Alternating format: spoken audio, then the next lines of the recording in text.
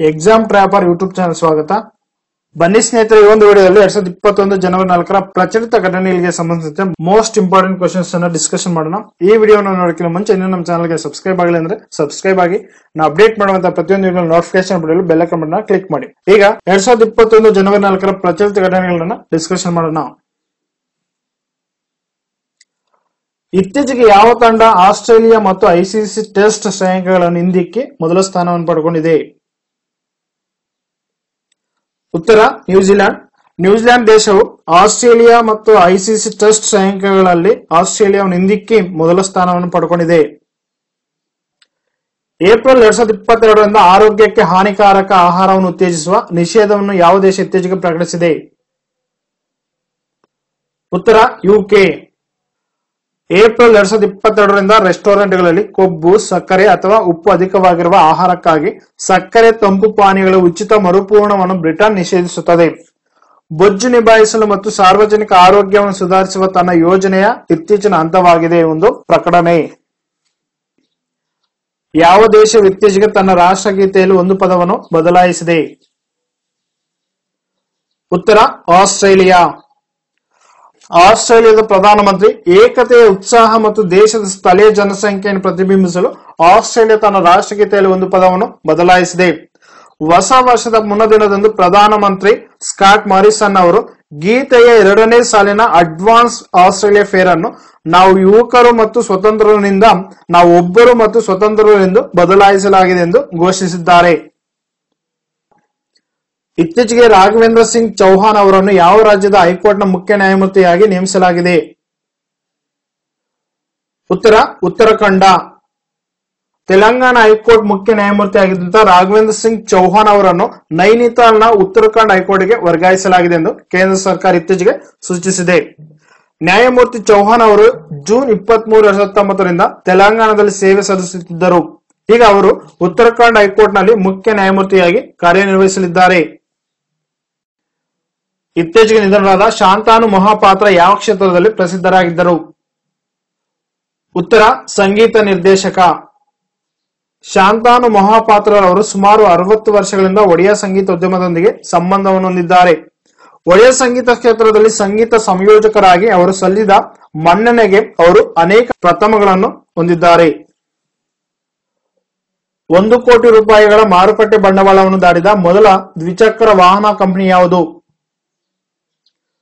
ಉತ್ತರ ಬಜಾಜ್. 2021 ಜನವರಿ 1ರಂದು ಬಜಾಜ್ ಆಟೋ ಘೋಷಿಸಿದ್ದು ಜಾಗತಿಕವಾಗಿ 1 ಲಕ್ಷ ಕೋಟಿ ರೂಗಳ ಮಾರುಕಟ್ಟೆ ಬಂಡವಾಳವನ್ನು ದಾಟಿದ ಮೊದಲ ದ್ವಿಚಕ್ರ ವಾಹನ ಕಂಪನಿಯಾಗಿದೆ ಅಂತ ಹೇಳ್ಬಿಟ್ಟು ನಾವು ತಿಳಿಯಬಹುದು. ಇತ್ತೀಚೆಗೆ ಡಿಜಿಟಲ್ ಪಾವತಿ ಸೂಚ್ಯಾಂಕವನ್ನು ಯಾರು ಪ್ರಾರಂಭಿಸಿದ್ದಾರೆ? ಉತ್ತರ RBI. ಭಾರತದಲ್ಲಿ ಹಣವಿಲ್ಲದ ವಹಿವಾಟಿನ ಬೆಳವಣಿಗೆಯನ್ನು ಅಳೆಯಲು ಭಾರತೀಯ ರಿಸರ್ವ್ ಬ್ಯಾಂಕ್ ಡಿಜಿಟಲ್ ಪಾವತಿ ಸೂಚ್ಯಾಂಕವನ್ನು ಬಿಡುಗಡೆ ಮಾಡಿತು. ಕೇಂದ್ರೀಯ ಬ್ಯಾಂಕ್ ಡಿಜಿಟಲ್ ಪಾವತಿಗಳ ನುಗ್ಗುವಿಕೆಯನ್ನು ಅಳೆಯಲು ವಿವಿಧ ತೂಕದೊಂದಿಗೆ 5 ವಿಶಾಲ ನಿಯತಾಂಕಗಳನ್ನು ಸೂಚ್ಯಾಂಕ ಒಳಗೊಂಡಿದೆ. ಇತ್ತೀಚೆಗೆ ಏಷ್ಯಾದ ಅತ್ಯಂತ ಶ್ರೀಮಂತ ವ್ಯಕ್ತಿ ಯಾರು? ಉತ್ತರ ಜೊಹಾಂಗ್ ಶೆನ್ಶನ್.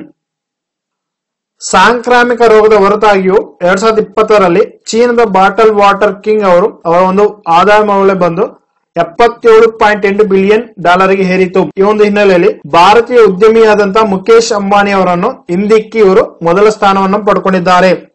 ಚೀನಾದ ಉನ್ನತ ಉದ್ಯಮಿ ಜೊಹಾಂಗ್ ಶೆನ್ಶನ್ ಗುರುವಾರ ಏಷ್ಯಾದ ಅತ್ಯಂತ ಶ್ರೀಮಂತ ವ್ಯಕ್ತಿಯಾಗಿದ್ದಾರೆ. ಇವರ ಒಂದು ಮೌಲ್ಯ ಬಂದು ಇವರ ಆದಾಯ ಮೌಲ್ಯ ಬಂದು ಸುಮಾರು $77.8 ಬಿಲಿಯನ್ ಅಷ್ಟಾಗಿದೆ. ಇತ್ತೀಚೆಗೆ 21 ವರ್ಷದ ರೇಷ್ಮಾ ಮರಿಯಂ ರಾಯ್ ಯಾವ ರಾಜ್ಯದ ಅತ್ಯಂತ ಕಿರಿಯ ಪಂಚಾಯತ್ ಅಧ್ಯಕ್ಷರಾಗಿದ್ದಾರೆ? ಉತ್ತರ ಕೇರಳ. ಇತ್ತೀಚೆಗೆ ಕೇರಳ ರಾಜ್ಯದ 21 ವರ್ಷದ ರೇಷ್ಮಾ ಮರಿಯಂ ರಾಯ್ ಎಂಬುವರು ಅತ್ಯಂತ ಕಿರಿಯ ಪಂಚಾಯತ್ ಅಧ್ಯಕ್ಷರಾಗಿ ಆಯ್ಕೆಯಾಗಿದ್ದಾರೆ. ಇತ್ತೀಚೆಗೆ ಭಾರತವು ಪರಮಾಣು ಸ್ಥಾಪನೆಗಳ ಪಟ್ಟಿಯನ್ನು ಯಾವ ದೇಶದೊಂದಿಗೆ ವಿನಿಮಯ ಮಾಡಿಕೊಂಡಿದೆ? ಉತ್ತರ ಪಾಕಿಸ್ತಾನ. ಪಾಕಿಸ್ತಾನ ಮತ್ತು ಭಾರತ ತಮ್ಮ ಪರಮಾಣು ಸ್ಥಾಪನೆಗಳ ಪಟ್ಟಿಯನ್ನು ದ್ವಿಪಕ್ಷೀಯ ವ್ಯವಸ್ಥೆಯಡಿ ವಿನಿಮಯ ಮಾಡಿಕೊಳ್ಳುವ ವಾರ್ಷಿಕ ಅಭ್ಯಾಸವನ್ನು ನಡೆಸಿದ್ದು ಅದು ಪರಸ್ಪರ ಪರಮಾಣು ಸೌಲಭ್ಯಗಳ ಮೇಲೆ ದಾಳಿ ಮಾಡುವುದನ್ನು ನಿಷೇಧಿಸುತ್ತದೆ.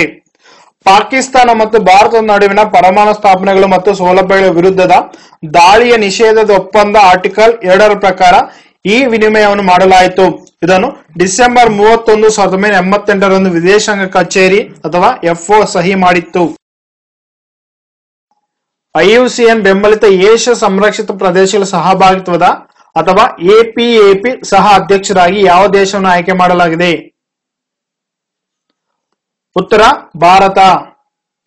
ನವೆಂಬರ್ 2023 3 ವರ್ಷಗಳ ಕಾಲ ಭಾರತವನ್ನು IUCN ಬೆಂಬಲಿತ ಏಷ್ಯಾ ಸಂರಕ್ಷಿತ ಪ್ರದೇಶಗಳ ಸಹಭಾಗಿತ್ವದ ಅಥವಾ APAP ಸಹ ಅಧ್ಯಕ್ಷರಾಗಿ ಆಯ್ಕೆ ಮಾಡಲಾಗಿದೆ.